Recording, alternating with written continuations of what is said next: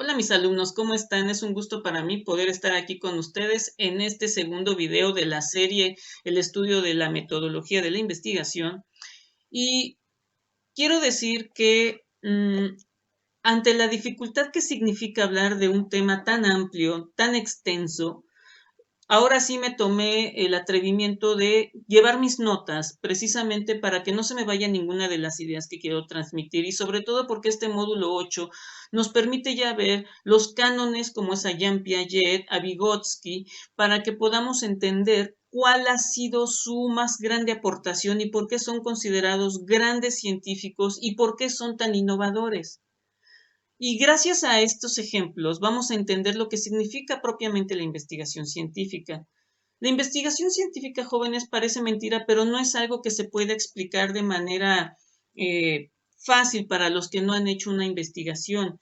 Ustedes se van a dar cuenta que una persona que no tiene nociones de investigación ve en el método científico una camisa de fuerza en el que se resiste a veces a tener que hacer los pasos que el método pide cuando este método ha sido aceptado por n número de generaciones, precisamente porque logra resolver problemas de enorme complejidad. Cuando nosotros comprendemos el método y lo llevamos a nuestro interior para poderlo practicar, lejos de ser una camisa de fuerza, nos permite ser sistemáticos y ordenados. En la ciencia, propiamente, tiene que verse que la investigación científica se soporta en 4 acuerdos sociales. Los 4 acuerdos sociales no quiere decir que la gente se haya puesto de acuerdo para decir así lo vamos a hacer. No, los 4 acuerdos sociales surgen porque hay una comunidad científica, que en este caso son ustedes, aunque no lo quieran creer, que al hacer la lectura de algún texto, buscan que el texto sea objetivo, racional, que tenga lógica, que no pierda el hilo conductor, una serie de cosas. Entonces, eso hace que un documento sea aceptado o no. Cuando nosotros leemos un documento en donde la subjetividad está de por medio, en el que, por ejemplo, si hablamos del zoológico, el tema propiamente es el zoológico, y vemos que el autor empieza a desarrollar una postura de ensayo, pero que dentro de ese ensayo, ay, pues a mí me gustan mucho los animalitos y los quiero tanto, y por eso yo pienso, no, eso ya es subjetivo, y nosotros mismos empezamos a rechazar o a declinar la seriedad del documento. En cambio, la objetividad permite que haya racionalidad de por medio, que haya una creatividad importante, porque para poder cumplir con la racionalidad se nos exige que seamos altamente creativos. ¿Por qué? Porque se nos pide que seamos, eh, que busquemos las mejores explicaciones. Y para poner las mejores explicaciones es porque tienes ordenada la idea y que cuando tú la escribes puedes transmitir con mucha claridad, con mucha fiabilidad, lo que el resultado de tu investigación o de tu postura o de tu opinión quiere mostrarnos a nosotros, la comunidad científica, que la comunidad científica es cualquier persona, incluso la que está de a pie. Entonces, debemos de entender que el primer acuerdo social de los 4 que vamos a estudiar es que nosotros nos vamos a entregar a un acuerdo social, que quiere decir aplicar los valores universales. Y los valores universales es la racionalidad, la objetividad, la sistematicidad y la verificabilidad. Y este acuerdo social lo vamos a llamar la actitud crítica. La actitud crítica es lo que nosotros nos permite que cuando estamos leyendo nuestro propio documento digamos, a ver, ¿es racional? ¿Es objetivo? ¿Es sistemático? ¿Es verificable? Eso es lo que permite que nosotros empecemos a desarrollar un lenguaje de carácter académico o que tengamos ya en mente lo que necesitamos para entrar a esta comunidad científica. En el caso de Jean Piaget es bien interesante, y hay que decirlo, que en el documento hay algo, en el texto que leímos, hay algo que se llama paradigma. El paradigma, jóvenes, es algo en lo que se basa la ciencia y da lógica para desarrollar el conocimiento científico. El paradigma lo que tiene es que resuelve muchas cosas en ese momento. Un paradigma es lo que todos los científicos empiezan a seguir, la fórmula propiamente, porque consideran que es la mejor manera de explicar el mundo. Sin embargo, los paradigmas no son para siempre. Vamos a hablar, por ejemplo, de Isaac Newton, en la primera ley de Newton, que dice que todo movimiento que todo movimiento es rectilíneo uniforme hasta que se encuentra algo que lo obstaculiza o lo detiene. Ese siempre fue el canon y ese era el paradigma y se cumplió durante muchos siglos, hasta que Albert Einstein dijo no, claro que no. Cuando, por ejemplo, tú pateas una pelota, en el momento en que el pie hace contacto con la bola, hay un momento al que yo le llamo incertidumbre. Y la incertidumbre no nos permite saber qué va a pasar, se va a ir derecho, chueco. Entonces empieza que la teoría de la relatividad, es decir, lo que provocó Albert Einstein fue una crisis en el paradigma y cuando existe la crisis en el paradigma se viene una revolución científica, un nuevo planteamiento, una nueva postura, algo que explica. El paradigma se mantiene hasta que éste entra en crisis, hasta que el paradigma ya no nos puede dar respuesta a lo que estamos preguntando y se requiere de una nueva formulación, de un nuevo planteamiento. Eso es paradigma. Es un acuerdo social también, pero es un acuerdo que es una fórmula en la que se sostiene la ciencia hasta que ésta es declinada. Lo que tiene la ciencia es que es muy humilde. ¿Por qué? Porque la ciencia se revisa a sí misma constantemente para corregir, lo que muchas veces no pasa en los dogmas de fe. Ahora, en el caso de Jean Piaget, eh, me resulta muy sorprendente porque estoy convencido de que los grandes intelectuales son los hijos de los maestros. Jean Piaget tuvo la fortuna de nacer en una familia suiza muy culta y su padre era historiador y que daba clases de medieval. Jean Piaget aprendió de su padre lo importante que era ser ordenado, en llevar el plan de estudios correctamente, la forma ordenada de llevar las lecturas, por qué teníamos que ver estos temas, por qué este autor, en qué momento entra, y eso se le quedó muy grabado a una mente muy precoz como la de Piaget. Y Piaget tenía también otra situación, tenía una madre sumamente religiosa, era protestante, pero de esas protestantes ortodoxas que fatigaba mucho a Piaget y Piaget para poderse fugar de esta situación, se iba mucho a la playa y fue cuando empezó a darse cuenta de la fauna que existía en la vida marina, en la vida de playa. Con los moluscos se empezó a acercar a ellos, los empezó a observar, fíjense, para que vean que el método solo es uno, empezó con la observación y con la observación se empezó a contrastar diferentes animales y ahí viene el primer acuerdo que estamos viendo, que es escribir. Y tenía que tener una actitud crítica, ser racional. Y él mismo empezó a escribir acerca de los moluscos, los empezó a contrastar. Y él no estaba muy de acuerdo con que toda la explicación se redujera a la idea de la existencia de Dios y que Dios creaba y que eso era todo lo que se tenía que saber. Entonces él dijo, no, la explicación de la naturaleza está en la biología. Y a los 11 años empieza sus publicaciones y las empezó a mandar por correo y estas empezaron a ser aceptadas. Desafortunadamente, cuando descubrieron que detrás de los artículos había un niño, a la editorial y a la comunidad científica le dio miedo continuar con esto a pesar del orden y de la sistematicidad con que describía la fisiología del molusco y sus diferencias.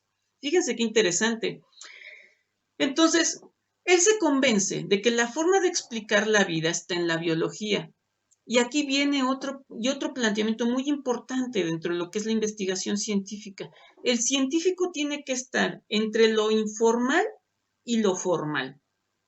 Y siempre estar pensando en tu materia, a donde tú vayas, porque como muchas veces nosotros resolvemos las cosas por asociación, porque si nosotros solamente nos clavamos al estudio de la biología y no volteamos a ver otros contextos, no podemos hacer juego con lo que vemos y poder dar respuestas incluso a veces disparatadas, pero que logran resolver.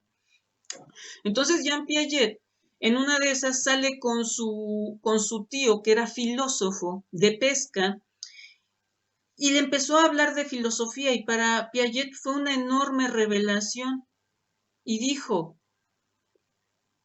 ¿cuál es la forma de entender la biología con la filosofía? ¿Cuál es ese puente? Entonces ahí vemos que además de la observación, ya viene la pregunta, lo que necesitamos resolver. ¿Cuál es el puente entre la biología y la filosofía? Y él dijo, su hipótesis, la psicología. Entonces yo, Jean Piaget, voy a estudiar la biológica. Y es así como entonces empieza con esta informalidad, a empaparse de otras cosas. Por eso ustedes no pueden dedicarse nada más a la escuelita. Ustedes tienen que irse con la comunidad científica, como lo hizo Jean Piaget, de ir a simposios, a exposiciones de libros, a disertaciones, a estos seminarios que ahorita pues ya son muy de moda, a estas presentaciones de avances científicos y tener la humildad, porque Jean Piaget tenía la mente abierta, a pesar de tener ya una enorme prodigiosidad, tenía la mente abierta para poder comprender qué es lo que el científico, su postura, incluso estuvo ahí muy cercano a Sigmund Freud y él no estaba convencido porque decía él, es que es increíble que nos pasemos filosofando sobre el pensamiento y que no haya evidencia, que no haya algo concreto. ¿Por qué el pensamiento? Es decir, él pone en el centro de la mesa como problema el pensamiento y entonces empieza a estudiar el marco teórico y se va con Aristóteles, con esta corriente aristotélica y después trabaja a Santo Tomás de Aquino, a Locke, a Berkeley, a Hume, pasa después a la corriente platónica, del cual pertenece Descartes, Spinoza y Leibniz.